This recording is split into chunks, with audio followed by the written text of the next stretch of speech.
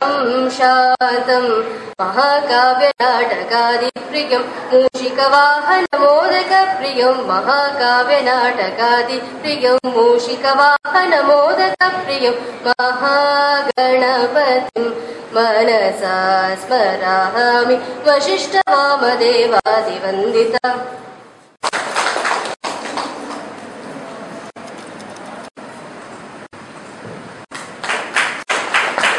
ಉದ್ಘಾಟಕರಾಗಿ ಆಗಮಿಸಿರುವುದು ನಮಗೆಲ್ಲರಿಗೂ ಹೆಮ್ಮೆಯ ವಿಷಯ. ಇವರನ್ನು ವೇದಿಕೆಗೆ ಒಂದೆರಡು ಮಾತನಾಡುವಂತೆ ಕೇಳಿಕೊಳ್ಳುತ್ತೇನೆ. ಆಂಬಿಷನ್ ಅನ್ನು ಇಟ್ಕೊಂಡು ಇವರು ಹಲವಾರು ಈ ತರದ ಒಂದು ಕೆಲಸಗಳನ್ನ ಮಾಡ್ತಾ ಇದ್ದಾರೆ. ಇದು ನಿಜವಾಗ್ಲೂ ಒಳ್ಳೆಯದು. ಇಲ್ಲಿ ಹಲವು ಜನ ಮಕ್ಕಳು ನೀವು ಈ ವಿದ್ಯಾರ್ಥಿ ವೇತನವನ್ನ ಪಡಿಲಿಕ್ಕೆ ಬಂದಿದ್ದೀರಾ.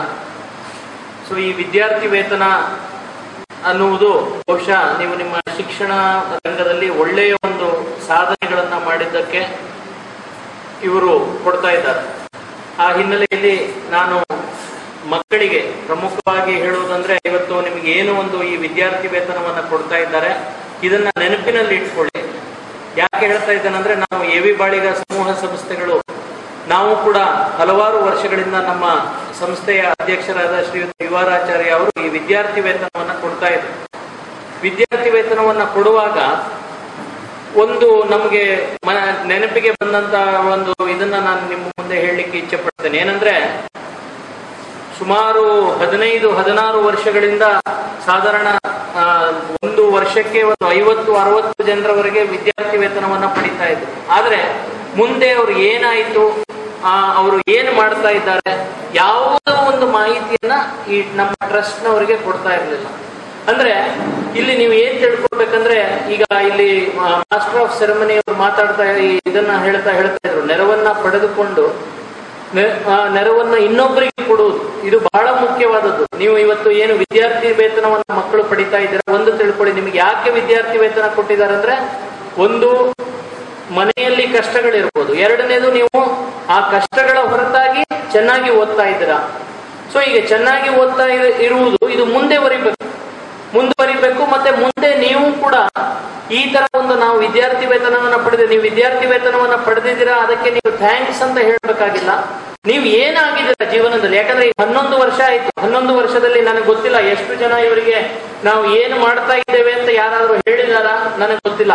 ಯಾಕಂದ್ರೆ 11 ವರ್ಷದ ಒಂದು ಇದರಲ್ಲಿ ಇತಿಹಾಸದಲ್ಲಿ ಎಷ್ಟೋ ಜನ ಇಂಜಿನಿಯರ್ ಆಗಿರ್ಬೋದು, ಎಷ್ಟೋ ಜನ ಡಾಕ್ಟರ್ ಆಗಿರ್ಬೋದು. ಆದ್ರೆ ಅದು ಏನಾಗುತ್ತಂದ್ರೆ ಅಲ್ಲಿಗೆ ಮರೆತು ಹೋಗುತ್ತೆ. ವಿದ್ಯಾರ್ಥಿ ವೇತನ ಅನ್ನೋದು ನೀವು ಒಂದು ಇದು ಏನಂದ್ರೆ, ನಿಮ್ಮ ಸಾಮಾಜಿಕ ಜವಾಬ್ದಾರಿ ಹೆಚ್ಚಾಗಬೇಕಿದ್ರಿಂದ ವಿದ್ಯಾರ್ಥಿ ವೇತನವನ್ನ ಪಡೆದ ಮೇಲೆ ನಾವು ಉದಾಹರಣೆಗೆ ನಾನು ನನ್ನ ತಂದೆಯಿಂದ ಇದನ್ನು ಕಲ್ತದ್ದು. ನನ್ನ ತಂದೆ ಒಂದು ಇಂಜಿನಿಯರಿಂಗ್ ಕಾಲೇಜಿನ ಪ್ರಾಂಶುಪಾಲರಾಗಿದ್ರು. ಅವರ ಒಂದು ಇದರಲ್ಲಿ ಜೀವನದಲ್ಲಿ ಡಾಕ್ಟರ್ ಎ.ವಿ. ಬಾಳಿಗ ಅವರ ಒಂದು ಇದರಲ್ಲೇ ಒಂದು ಫಂಡ್ ಅನ್ನ ತಗೊಂಡಿದ್ರು. ಅದಕ್ಕೋಸ್ಕರ ಅವರು ನನ್ನನ್ನು ಕೇಳದೇನೆ ನನ್ನ ತಂದೆ ಎ.ವಿ. ಬಾಳಿಗ ಚಾರಿಟೀಸ್ ನವ್ರಿಗೊಂದು ಲೆಟರ್ ಬರೆದ್ರು. ಏನಂದ್ರೆ, ನನ್ನ ಮಗನ ಸೇವೆಯನ್ನ ನಿಮ್ಮ ಟ್ರಸ್ಟಿಗೆ ನಾನು ಇದು ಮಾಡ್ತೇನೆ. ನಾನು ತುಂಬಾ ಸಿಟ್ಟು ಬಂತು ನನಗೆ. ನೀವು ನನ್ನನ್ನು ಕೇಳದೆ ನೀವು ಹೇಗೆ ಒಂದು ಇದನ್ನು ಕೊಟ್ರಿ ಅಂತ ಅವ್ರ ಹತ್ರ ಒಂದು ದಿನ ನಾನು ಮಾತಾಡ್ಲಿಲ್ಲ. ಆದ್ರೆ ಇವತ್ತು ನನಗೆ ಅನ್ಸುತ್ತೆ, ನನ್ನ ತಂದೆ ಏನ್ ಮಾಡಿದ್ರು ಅದರಿಂದ ನನಗೆ ಒಳ್ಳೇದೇ ಆಗಿದೆ. ಅಂದ್ರೆ ಈ ವಿದ್ಯಾರ್ಥಿ ವೇತನ ಅನ್ನೋದು ಇದು ನಿಮಗೆ ಕಷ್ಟದಲ್ಲಿದ್ದಾಗ ಯಾರೋ ಒಂದು ಕೊಡ್ತಾ ಇರುವಂತ ಸಹಾಯ.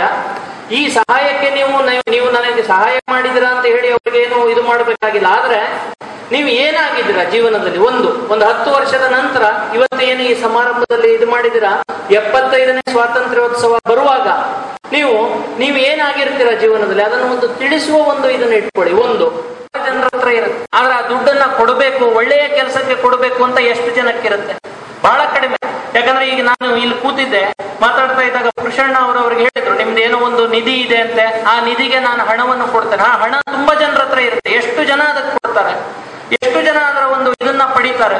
ಅಂದ್ರೆ ಯಾಕೆ ಹೇಳ್ತಾ ಇದ್ದೇನೆಂದ್ರೆ, ನೀವುಗಳು ಯಾರೆಲ್ಲ ವಿದ್ಯಾರ್ಥಿ ವೇತನ ನೀವು ಒಂದೇ ಒಂದು ಇದು ನಿಮ್ಮ ಜೀವನದಲ್ಲಿ ಮುಂದೆ ಯಾರಿಗಾದ್ರೂ ಒಬ್ಬರಿಗೆ, ಬಹುಶಃ ನಿಮಗೆ ಬಹಳಷ್ಟು ಜನರಿಗೆ ಕೊಡುವಷ್ಟು ದುಡಿಲಿಕ್ಕಿಲ್ಲ, ಅಥವಾ ಇದು ಒಂದು ಸಣ್ಣ ರೀತಿಯಲ್ಲಿ ಈ ತರ ಕಷ್ಟದಲ್ಲಿರುವವರಿಗೆ ಸಹಾಯ. ಈಗಿನ ಒಂದು ಇದರಲ್ಲಿ ಬಹುಶಃ ಶಿಕ್ಷಣವನ್ನು ಇವತ್ತು ನಮ್ಮ ಭಾರತ ದೇಶಕ್ಕೆ ಹೆಸರಿದೆ. ಭಾರತ ದೇಶದಲ್ಲಿ ಕಚಡ ರಾಜಕಾರಣಿಗಳ ಹೊರತಾಗಿಯೂ ನಾವು ಒಳ್ಳೆಯ ಒಂದು ಇದನ್ನು ಯಾಕೆ ಪಡಿತಾ ಇದೀವಿ ಅಂದ್ರೆ, ನಮ್ಮ ಜನ ಶಿಕ್ಷಣವನ್ನು ಪಡೆದು ಮುಂದೆ ಬಂದಿದ್ದಾರೆ. ಶಿಕ್ಷಣ ಇರುವುದರಿಂದ ನಾವು ಇವತ್ತು ಚೈನಾ ದೇಶ ಮತ್ತು ಭಾರತ ದೇಶ ಇವೆರಡು ಅಮೆರಿಕ ದೇಶದಲ್ಲಿ, ನಾನು ನಿನ್ನೆ ಯಾರೋ ನನಗೆ ಒಂದು ಇಮೇಲ್ ಅನ್ನು ಕಳಿಸಿದ್ರು, 36% ಡಾಕ್ಟರ್ಗಳು ಅಮೆರಿಕದಲ್ಲಿ ಭಾರತೀಯರು. ಈ ಇವತ್ತಿನ ಒಂದು ಆಧುನಿಕ ಯುಗದಲ್ಲಿ ನಮ್ಮನ್ನು ಹಾಳು ಮಾಡುವಂತ ಕೆಲವು ಇದಿದೆ. ಒಂದು ಮೊಬೈಲ್, ಎರಡನೇದು ಹಣ, ಮೂರನೇದು ನಮ್ಮ ಭಾರತ ದೇಶದ ಪರಂಪರೆ ಏನಿದೆ, ಎಷ್ಟೋ ಒಂದು ಈ ಎಜುಕೇಶನ್ ಫೀಲ್ಡ್ನಲ್ಲಿ ಬಹುಶಃ ಇವತ್ತಿಗೂ ಹೇಳ್ತೇನೆ ನಾನು, ಭಾರತದ ಶಿಕ್ಷಣ ಪದ್ಧತಿ ಏನಿದೆ ಇವತ್ತು ನಮ್ಮ ಯೂನಿವರ್ಸಿಟಿಯಲ್ಲಿ ಕೊಡ್ತಾ ಇರುವಂತಹ ಶಿಕ್ಷಣ ಪದ್ಧತಿ, ನನ್ನ ಹಲವಾರು ಮಿತ್ರರು ಫಾರಿನ್ ನಲ್ಲಿದ್ದಾರೆ, ಅವರೆಲ್ಲ ಹೇಳ್ತಾರೆ ಅಲ್ಲಿ ಏನೂ ಇಲ್ಲ, ಇಲ್ಲಿ ನಮಗೆ ಕಲಿಸುವಂತ ರೀತಿಯೇ ಬೇರೆ, ಇಲ್ಲಿಯ ಒಂದು ಇದು ನಮಗ್ ಗೊತ್ತಿಲ್ಲ ಅಷ್ಟೇ. ಸೊ ನೀವು ಮಕ್ಕಳು ಮುಂದೆ ನಿಮ್ಮ ಜೀವನದಲ್ಲಿ ಒಳ್ಳೆಯ ವಿದ್ಯಾಭ್ಯಾಸವನ್ನ ಪಡೀರಿ. ಇವತ್ತು ಇವರು ಕೊಟ್ಟಂತ ಒಂದು ಏನು ಸ್ಕಾಲರ್ಶಿಪ್ ಇದೆ ಅದನ್ನ ಸದುಪಯೋಗ ಪಡಿಸ್ಕೊಳ್ಳಿ. ಹಾಗೆ ನಾನು ಇವರಿಗೆ GIC ಇವರಿಗೂ ಕೂಡ ಬಹಳ ಅಭಿನಂದನೀಯ ಕೆಲಸವನ್ನ ಮಾಡಿದ್ದೀರಾ.